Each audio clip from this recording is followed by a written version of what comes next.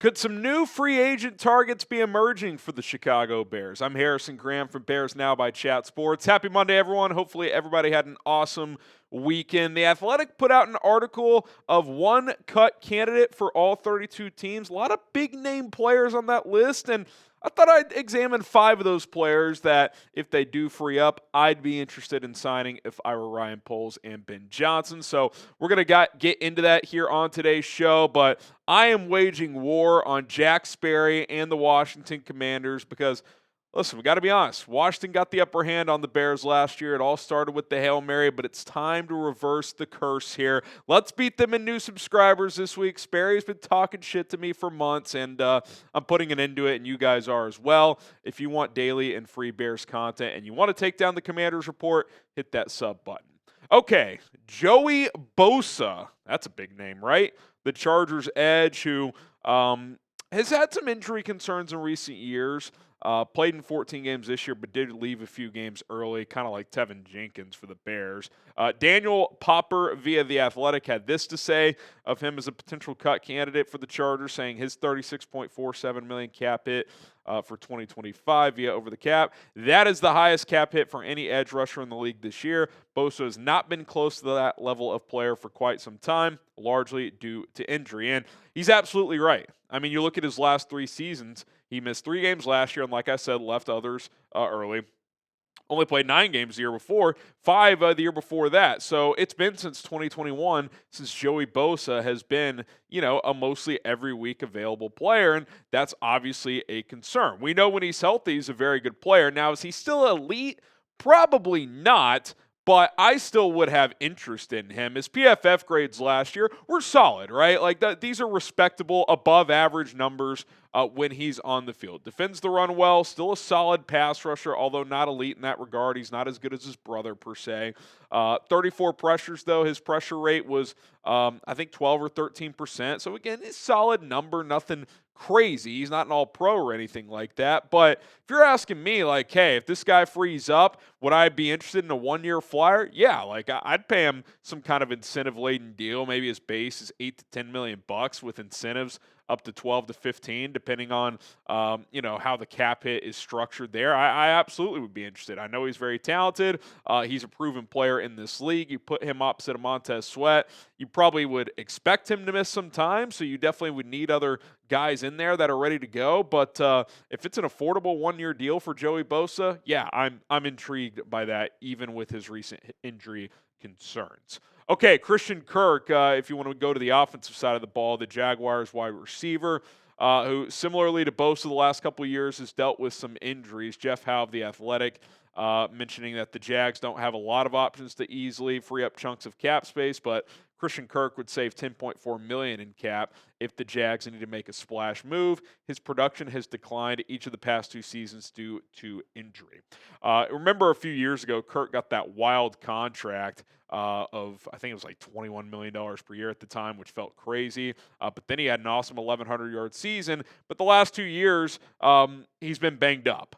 Missed 5 games in 2023, missed about half the season last year. Now, when he's out there, he's still a productive player. He's still a big play weapon that can play in the slot and win consistently against man coverage, has good speed. He certainly would give you more juice than a guy like Keenan Allen at this point in his career. Now, different players, obviously. Allen's more of a short area, kind of underneath guy who can win in man, but he's not winning with the speed. Kirk can give you some more vertical ability out of the slot.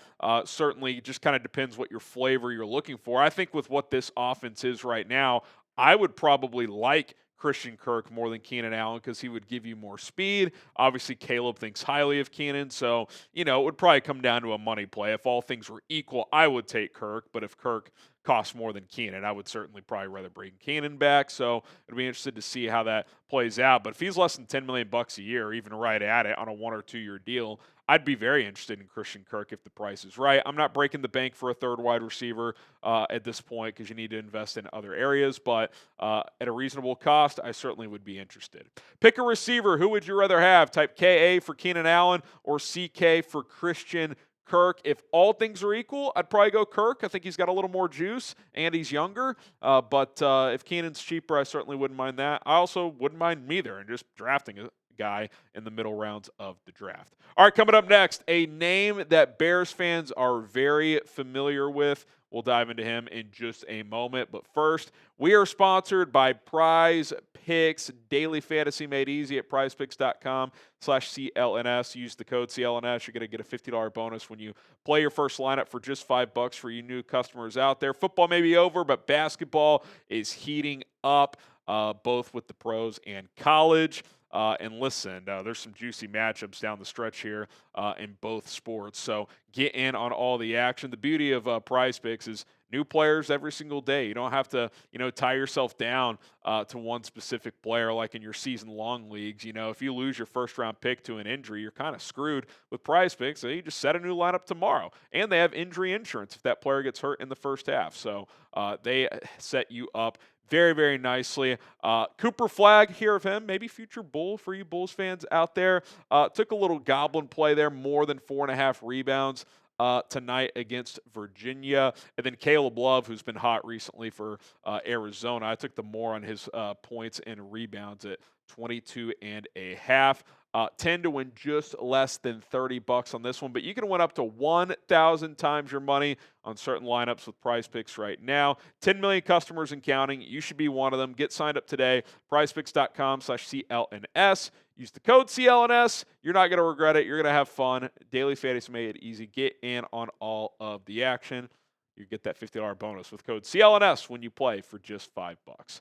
All right, that familiar name, Larry Ogunjobi. Remember him? The first free agent Ryan Poles signed, and then he didn't because he failed his physical exam, and Poles pulled out of that deal. We'll talk about that here in just a moment. Here's Mike DeFabo of The Athletic saying Ogunjobi signed with the Steelers in 2022 after tallying double-digit TFLs and QB hits in 3 of his first 5 seasons. But during his 3 years in Pittsburgh, he's only reached double digits in any category.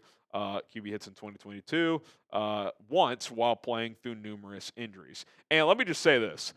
It sucked at the time, and obviously other players got signed, so they missed out on some guys. But Ryan Poles pulling out of that contract, even though it was deemed controversial, was absolutely the right move.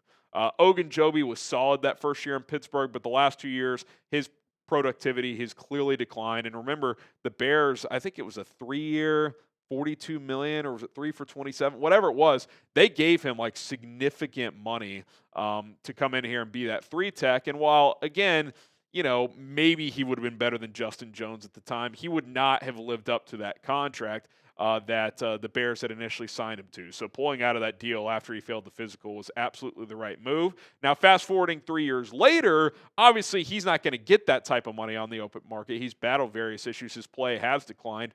But you still need rotation, guys. You still need depth on the interior of that defensive line. So if you're talking about a veteran, cheap, $3, $4, $5 million on a 1-year deal to be your number 3 defensive tackle, he's still got some pass rush ability. I wouldn't mind that type of a flyer. All these things have context to him. Is he worth $14 million per year like the Bears were going to give him 3 years ago? Of course not. But is anyone going to pay him that? No. So if you're getting him for $4 million on a 1-year deal, that's something you could look into, because we all want the sexy frontline starters that the Bears need to add at certain positions, but you need depth as well. And the Bears defensive tackle group does not have depth whatsoever right now. That's why I also mentioned Javon Hargrave the other day, and I'll mention him again here. Kyle Shanahan and John Lynch said after the season that they are going to cut him with a post-June 1 designation, which means once the free agency or the new year officially starts, he will be available for teams to sign unless they have some change of heart and decide to not cut him. But all signs from their own mouths indicate that that is the case. Obviously, last year missed most of the season with the torn triceps, but he's been one of the better interior pass rushers over the past 3, 4, 5 years when he's been healthy, and he's mostly been healthy. We talked about this on a different video. We did a full video on Hargrave, how he only played in 3 games this year, but he's never missed more than 1 game in his career prior to this year. Now, he is going to be 32. As guys get older, they can be more injury prone, but that has not really been the story of his career. I'd give him up to $10 million. I mean, if you could get him 1 year, $10 million, I would do that. He's not going to give you much against the run, but as a pass rush specialist that rotates in heavily and in those NASCAR packages where you can move Dexter around and bring Hargrave in, maybe he plays 40, 50% of the snaps and it's just a pass rusher, I'm absolutely in. I still think if healthy, he can give you 6, 8 sacks in a season for you because he's been that for a good chunk of his career. So on a 1-year deal, I would absolutely be interested. I think a lot of teams would, so you'd have some competition there. Not sure how high that price would get, but I'd go up to $10 million for Javon Hargrave. He's, again, a really, really good pass rusher from the interior, which the Bears need. Okay, pick one. Who would you rather have? Type JH for Javon Hargrave, LO for Larry Ogunjobi. I would take Hargrave. I think he can give you more splash plays at this point in their career, so I would type my JH. Lastly, how about Donovan Wilson? Safety is one of those positions that we're probably not talking enough about, but something I've mentioned a few times because A, Kevin Byard's another year older, and B, Jaquan Brisker has a concussion problem. He missed the final 12 games last season, and Wilson is similar to Brisker in the senses that he flies around and just takes people's head off. Like that is his play style, so he could be a guy you bring in and just kind of throw in that room and would give you insurance. John Machota of The Athletic does say that it's more likely that Wilson remains on the team, but if there were going to be a salary cap in Dallas, the safety position stands out. Wilson's 2025 base salary is $6.5 million. Cutting him would leave $3.3 million in dead money, so they'd save about $3.2. Machota also mentioned Malik Hooker, their other safety, as well. So potentially one or two safeties from Dallas could become available. I just think, regardless of Donovan Wilson or whoever it is, I think the Bears, just looking at this safety room, I think they're going to have to add somebody. I think Elijah Hicks and Jonathan Owens did some decent things, but I still think you're going to have to add somebody to this room because I just don't know how much faith you can put in Jaquan Brisker's status. I mean, the way he plays, he's going to be susceptible to injury. He just is. Especially with the head. And the more concussions you get, the more susceptible you are to him. He has 3 in the NFL. He had at least 1 in college that we know about. It's just, I don't know. I'm not trying to be half-glass empty guy, but I think you have to manage your roster in a realistic manner, and I don't think you can sit there and be like, yeah, we expect Brisker to play 15 games next year. I hope he does. He could, obviously, but I think you got to get insurance there. Do you feel good about Elijah Hicks having to become a starter full-time if Brisker goes down, or Jonathan Owens? I think they're fine backups. I'd rather elevate that room at the number 3 safety position with someone who has starting experience like Donovan Wilson does. Okay, there you go. 5 potential Bears targets if they were to get cut by their respective teams. Joey Bosa, Christian Kirk, Larry Ogunjobi, Javon Hargrave, and Donovan Wilson. Other names are going to, be rumored out there that could become available as well. And if there's any ones that could make sense for the Bears, we, of course, will talk about those here on Chicago Bears Now. My name is Harrison Graham. We will be live this afternoon, probably around 4 o'clock Central, although could go live a little bit earlier today. I've got to leave a little early to go pick up my son from daycare. So turn on those notifications. That way you know exactly when we go live. And bear down.